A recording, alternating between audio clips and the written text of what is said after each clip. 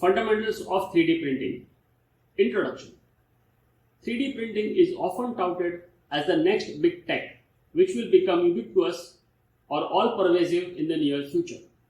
It is supposed to herald the era of instant manufacturing. It is supposed to be the answer to ruthless globalization, which will keep your manufacturing jobs locally as opposed to shipping them to China. It is supposed to be able to take life sciences to a new high, where one can imagine growing cells and organs in the lab. The hype cycle regarding this tech is currently at an all-time high.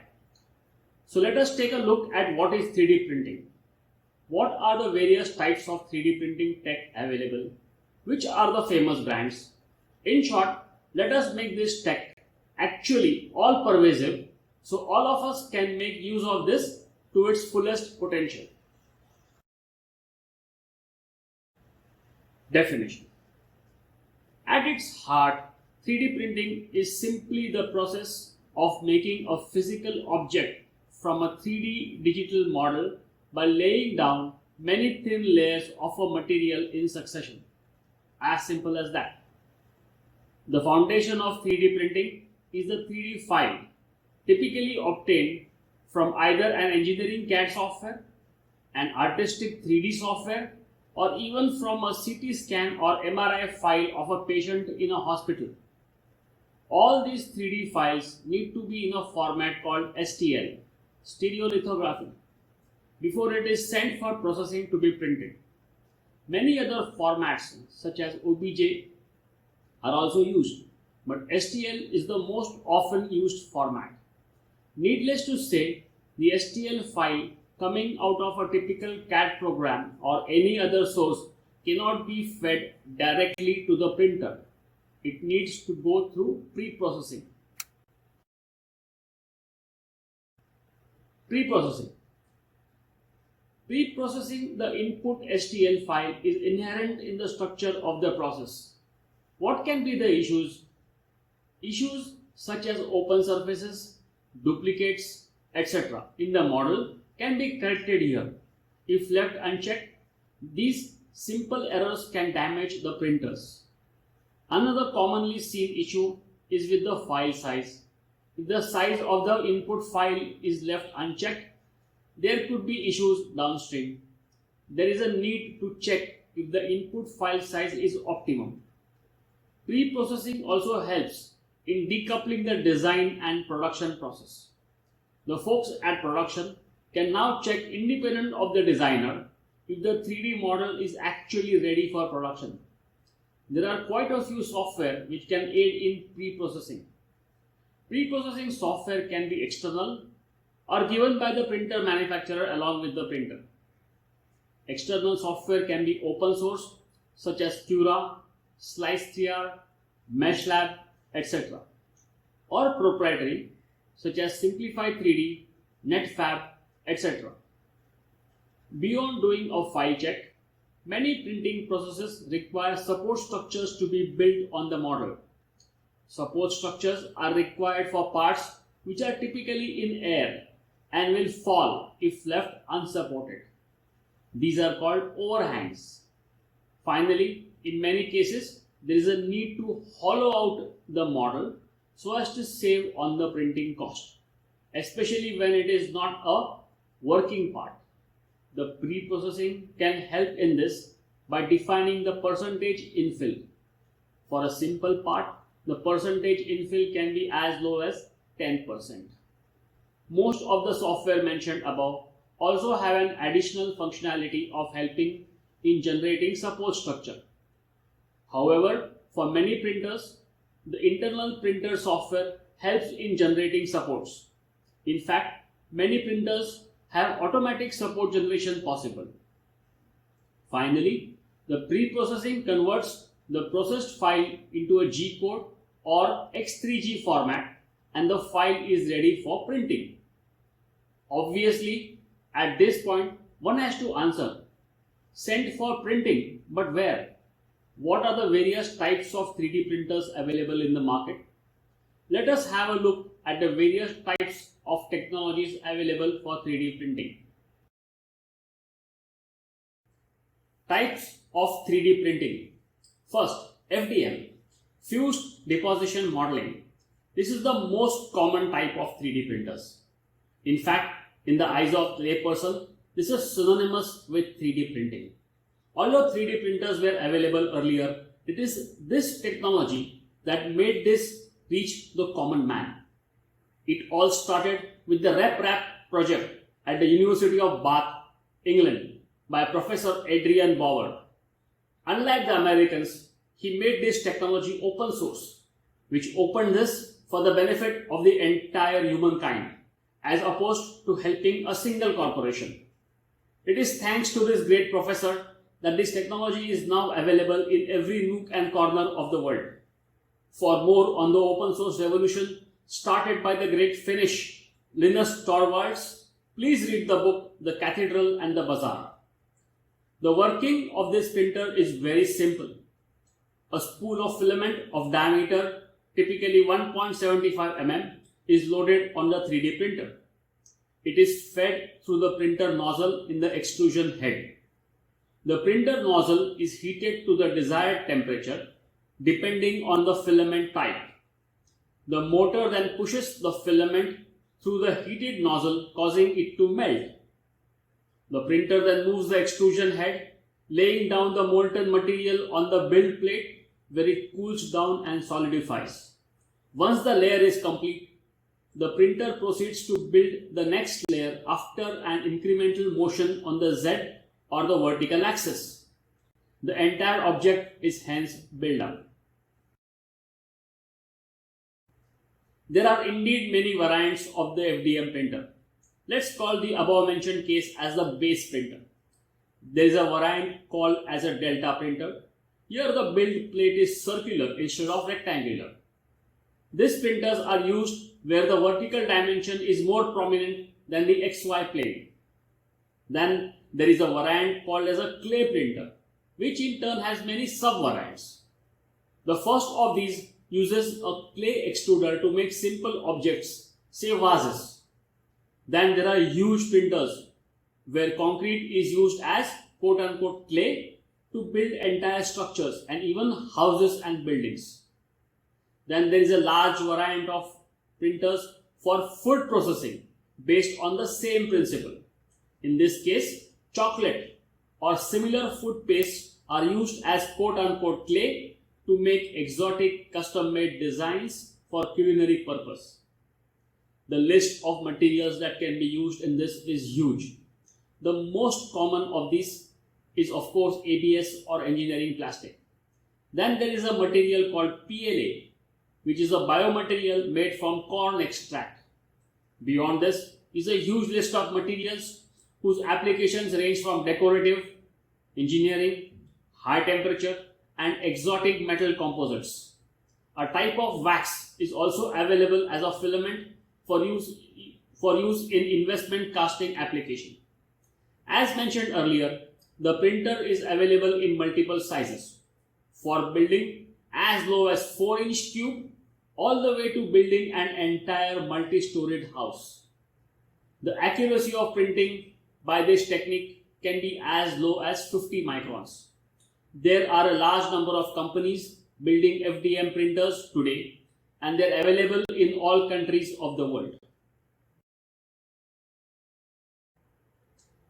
Second, vat polymerization. Vat polymerization is a process where a light source cures a photopolymer resin in a vat. Once the layer is complete, the motor moves in the Z direction, and in this way the entire object is built. The most common form of vat polymerization are SLA, stereolithography, and DLP, digital light processing. In both, the materials used for printing are various types of photopolymer resins, which by itself is a huge family. The core strength of this technology is the extreme smooth surface finish and fine feature details. There are printers available commercially in this category where the Z-axis accuracy is as high as 10 microns with XY as 25 microns. The difference between SLA and DLP is essentially in the nature of the light source they deploy. SLA, in fact, was the world's first 3D printing technology invented in 1986. This was done by Chuck Hill, the founder of the company 3D Systems Inc. SLA printers use a solid-state laser as a light source to cure the resin. DLP uses a digital light projector to flash a single layer of resin, leading to its curing. DLP projectors were a result of the DLP chip invented by the American company Texas Instruments. DLP printers have a fast printing process as opposed to SLA because a SLA laser has to traverse the entire cross section of the resin layer in order to cure it, whereas DLP cures straight one layer at a time. Envision Tech, a German company, was one of the first manufacturers of the DLP printer, though now these are available at extreme low price points. Common application for this includes jewelry, arts, dental and hearing aids. The penetration of these technologies in India is deep. India is the jewelry manufacturing hub of the world. Many small and medium jewelry manufacturing companies have such printers in-house and are not at the mercy of large service bureaus to complete their manufacturing process. This technology is also used in various dental labs across the country. Material jetting. Material jetting family of technologies can take the form of polyjet, drop on demand or binder jet. Polyjet, as the name suggests, in a similar way to a regular inkjet printer. The difference is that instead of printing a single layer of ink, multiple layers are built upon each other to create a solid part. Objects made with material jetting require support, which is printed simultaneously during the build from a dissolvable material that's removed during the post-processing stage. Material jetting can take various forms depending on the nature of the jet. 3D Systems, Stratasys, HP are a few companies who are huge in this area. The range of materials which can be printed is also very large. Let's look at the first, which is drop on demand.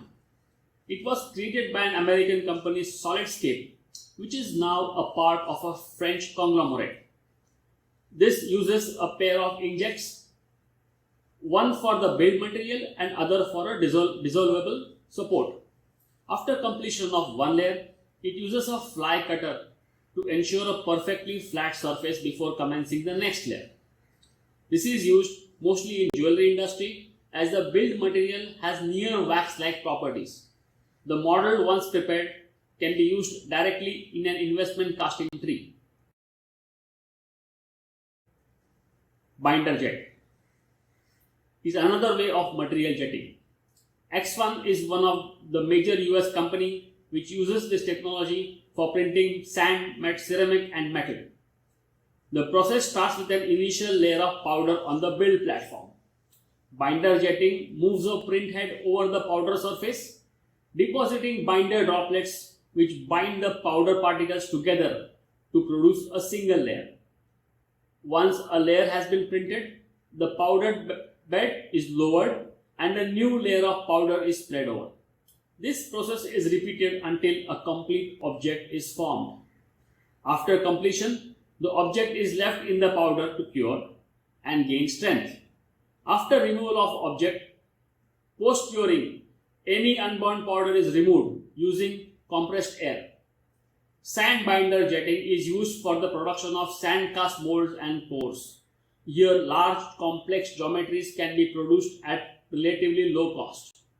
This technology can also be used for producing metal parts by using metal binder jetting. Powder bed fusion.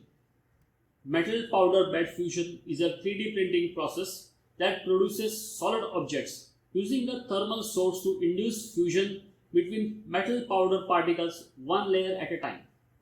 Various metal powders can be used here, ranging from steels, bronze, aluminum and its alloys, titanium and its alloys, tungstens and even precious metals such as gold and its alloys, silver, etc. Complex and functional metal parts can be produced for various applications such as aerospace, healthcare, implants, jewelry, and so on. This, however, is the most expensive of all 3D printing technologies. The main variations in the metal powder bed fusion technologies come from the use of different energy sources, that is, lasers or electron beams. Let us have a brief look at them. Selective laser melting (SLM) or direct metal laser sintering, it is DMLS, is used to produce metal parts. DMLS heats the metal powder bed using a strong laser so that it can fuse on a molecular level to produce the part. SLM, however, ensures melt of the metal powder to produce a homogeneous part. Hence, DMLS can produce parts from metal alloys, whereas SLM produces parts from pure metal only. Post-processing in the form of heat treatment and support removal is required in both cases. Companies such as 3D Systems, EOS, Rheinshaw, SLM Solutions are a few companies who offer this technology in the global market. EBM, electron beam melting, was invented by Arcam, which is now a part of GE Worldwide. EBM uses a high energy beam of electrons to induce fusion between the particles of metal powder. A focused electron beam scans across a thin layer of powder, causing localized melting and solidification over a specific cross-sectional area. These areas are built up to create a solid object. This technology is used to fabricate extreme high-tech parts in healthcare, defense, and space applications. Future. After having a brief look at the various 3D printing processes, it is very easily seen that this tech encompasses every conceivable material and application. Most of the hype surrounding this is justified to a large extent. The 3D printing revolution is still ongoing and will continue in the foreseeable future. The next wave will definitely be in life sciences, space, defense, engineering, food, and a lot many fields will undergo a transformation aided fully by 3D printing. Hope you all push the frontiers of this revolution and be a part of this.